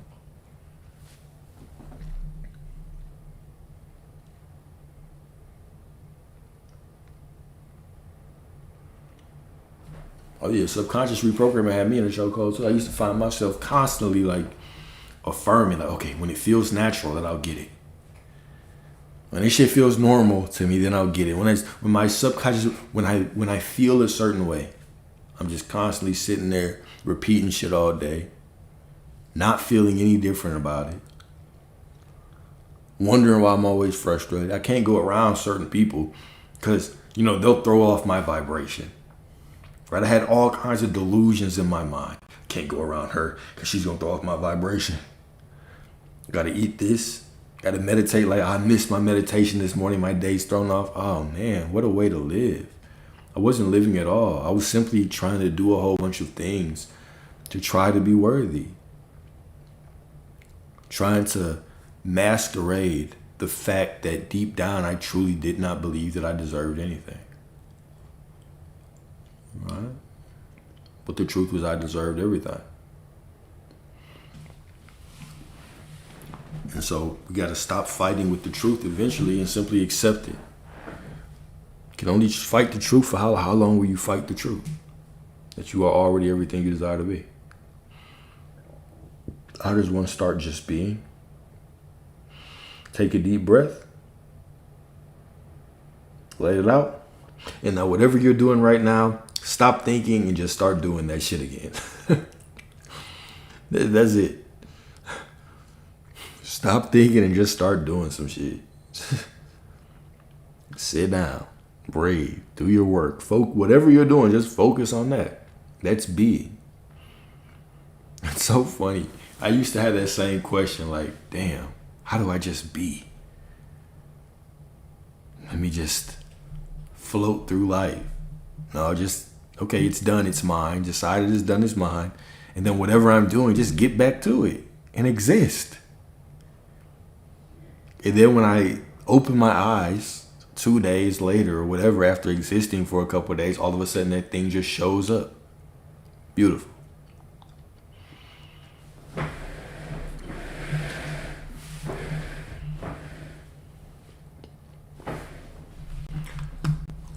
Oh shit. Did I turn Instagram off? I never even hit start on Instagram. My bad. I didn't even hit play on Instagram.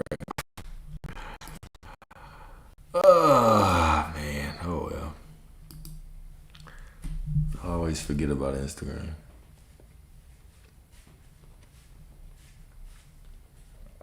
Yeah, you're right. Awkward. Advice for women trying to manage that during time of the month. Give yourself grace.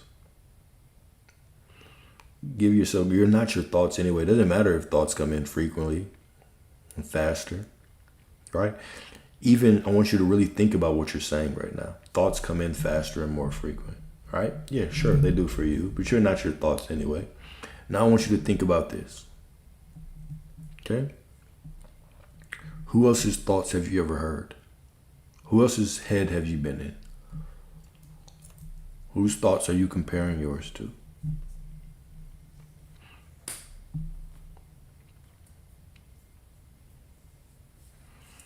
You're not your thoughts anyway, so it doesn't matter if your thoughts feel a little bit more frequent. You are what you decide to be. Okay? So just go to that truth. Just go to that truth. You are still perfect no matter what you feel, and now you simply are allowed to do whatever's best, right? Yeah. Whenever we say things like, oh, I'm overthinking, like compared to who? Who else's thoughts have you heard? Oh, I need to regulate my nervous system. It's dysregulated. Compared to who? Who else's nervous system have you felt? Oftentimes, these are just ways to judge ourselves. We're the only ones judging ourselves saying that. Right?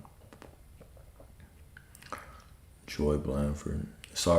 You already got everything made up. You're already in a better position.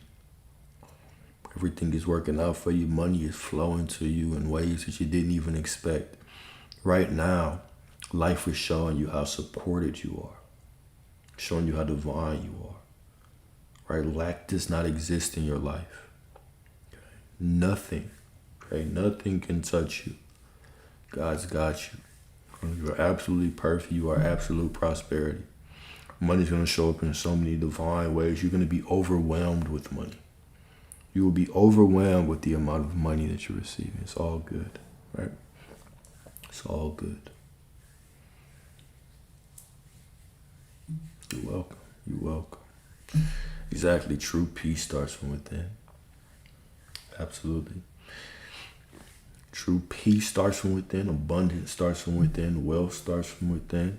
Love starts from within, right? You are the wellspring of all of it. You are all of it.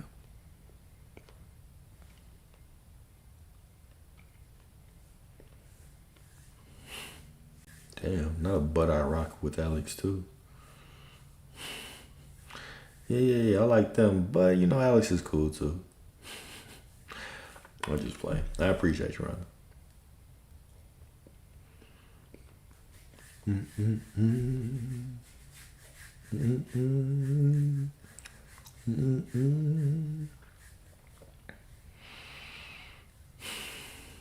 Any of y'all have Thanksgiving plans? Some of y'all probably way too woke for Thanksgiving, huh? Some of y'all, just the fact I said Thanksgiving, y'all like, oh, hell nah. This brother still asleep. Get my ass off of here. Celebrating the white man oppressor's holiday. I already know. I can feel it.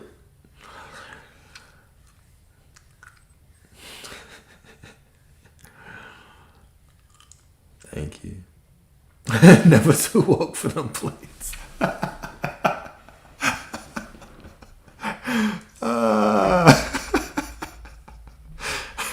There's nothing too woke for them plates. Boy, y'all funny. Flew across your country to be with your SP, and he said he's not attracted to me anymore and hasn't hung out with me for the entire first 2 weeks I've been here. It's so painful. Even though it's painful, right? You are still who you desire to be. This is going to be the very moment that strengthens your faith, that pushes you into a deeper recognition of who you are. Stay true to who you are. Stay true to who you are. Okay? Somehow, some way, it's always working out for you perfectly. in ways you can't see, in ways you can't understand, just know it. It's a fact. It's a fact.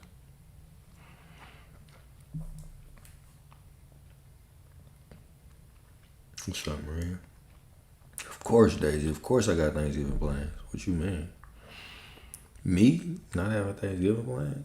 Yeah. I'm be at everybody's house I know.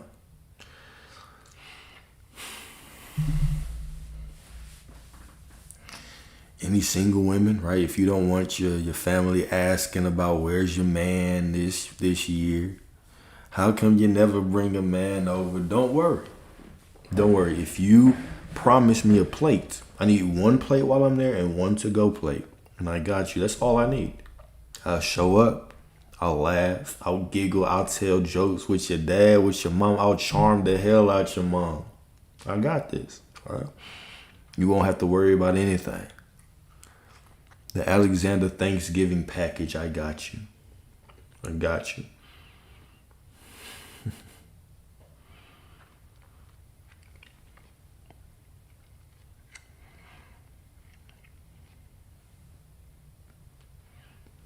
Oh, no. It's got to be time slots, right? If you want the full day, you got to pay, right? Because I can't pass up on other plates, right? Just to follow you around all day. So I need a 2-hour window, right? I'm a businessman, right? You got to tell him, yeah, he's gonna stop by and he's gonna come say hi. I just really want him to meet you, right? I'm gonna stop in for a little bit on the way out. I'll be dressed up. I got a suit and tie if you want. Okay, can be in a suit and tie, right? Pull up in a nice car, right? Yeah, I'm busy. Man, it was so great meeting you. I wish that I could take off today, but the merger, the merger that we're working. You know what I'm saying? The merger. Say no more. The merger. Say no more. Say no more, Alex. I got you. Oh, Colombian food. Okay. Hold up. Somebody caught my attention. I might be just in one place.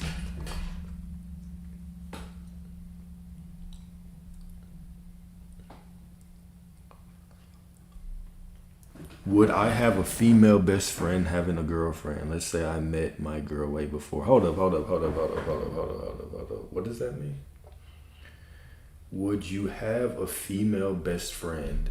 What? Okay. Would I have a woman best friend if I had a girlfriend? And let's say I met my girl way before. Okay, so I met a woman and then I met a girl and had her and she was my best friend. I mean, I don't know. I don't know. It depends on what happens in my life. And all things are possible. All things are possible. Oh, I'm about to drop y'all again. Oh, yeah. I got you, Art. I got you, my good brother.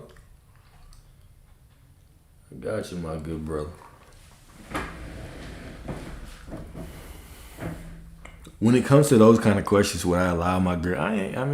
Would I be allowed to do so? I'm not allowing you and not allowing you to do anything. You know what you're supposed to do. You know what you're supposed to do when you're in my life, right? And I know what I'm supposed to do as well, right?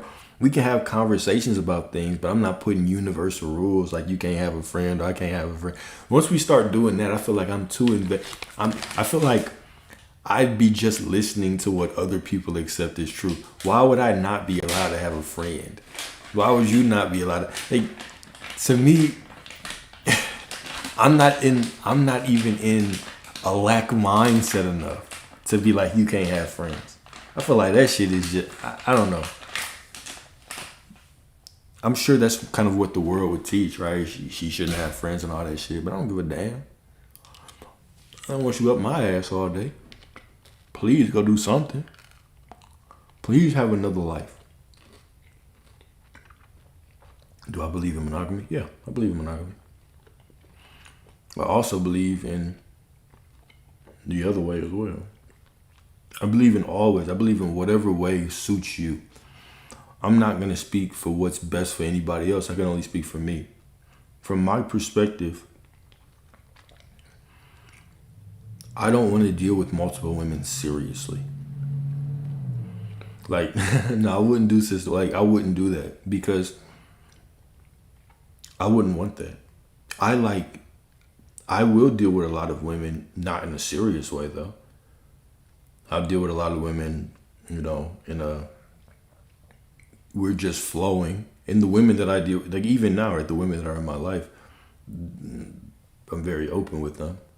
So, but if I had someone serious, I prefer the intensity of one and the depth of one versus multiple. That's my perspective. Now, if I was looking to just build community, right? Well, hell yeah, I'd prefer to have 3 or 4 because that would also help, right? Like, for instance, if I didn't really care about the intensity and the depth of the commitment to that one woman or the relationship with that one woman, not saying that you can't get it that way, but that's not what I would prefer. Some people do have the capacity for that. But I actually had to be very honest with myself a while ago whenever I said, all right, I was dealing with a lot of women and I had to ask myself, okay, do I really want variety or do I want intensity? It was just a question that I asked myself. And I was like, I do want intensity. Sometimes I want variety, though. Sometimes I don't want intensity.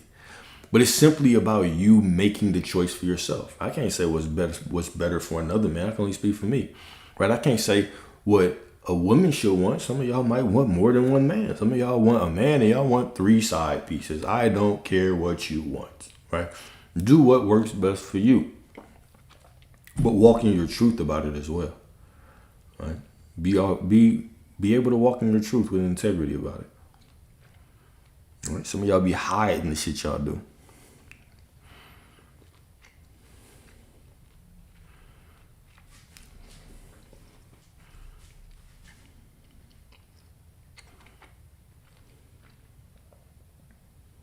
Three side pieces. I'm married this one.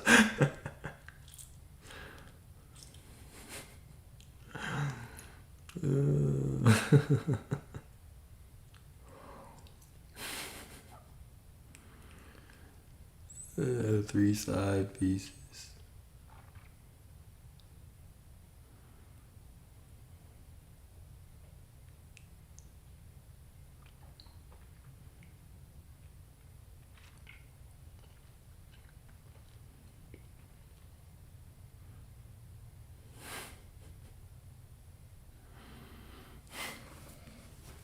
Three side pieces. Like she trying to order from Popeyes. We need 3 sides with this motherfucking order. The girl went through family meal for real.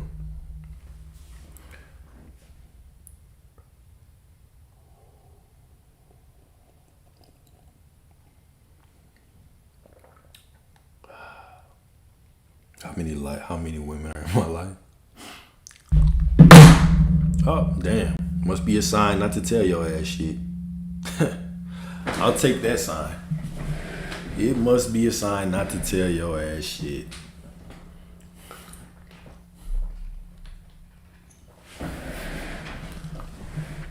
My bad, y'all. I apologize for that. Said my bad.